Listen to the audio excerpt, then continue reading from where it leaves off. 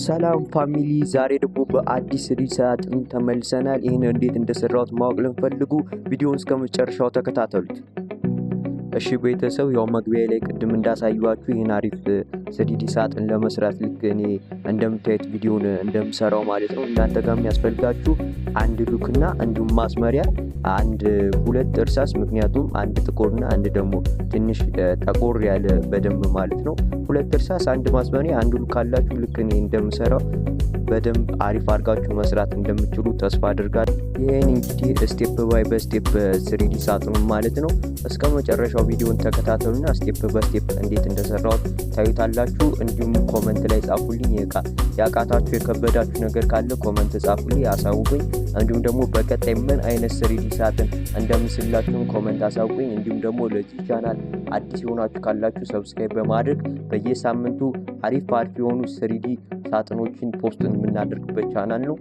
ለቻናሉ አዲስ የሆናችሁ ካላችሁ ደግሞ ሰብስክራይብ በማድረግ ቤተሰብ ሁኑ።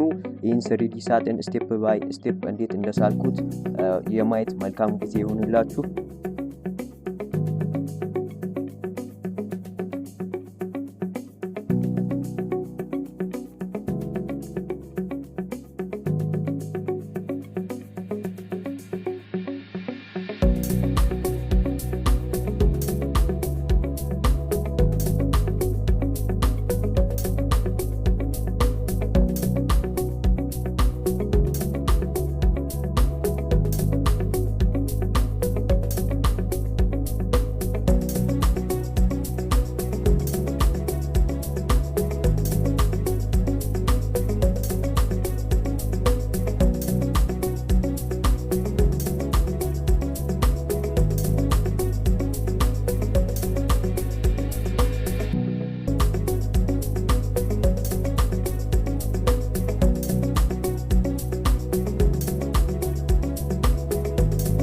እንግዲህ ቪዲዮ እንዳያችሁት ነው። ሁሉ ነገር በጣም ቀላል ነው። እናንተም ከቤታችሁ እንደምትሞክሩት ተስፋ አደርጋለሁ። በቀጣይ ቪዲዮ እስከምንገናኝ ቻው።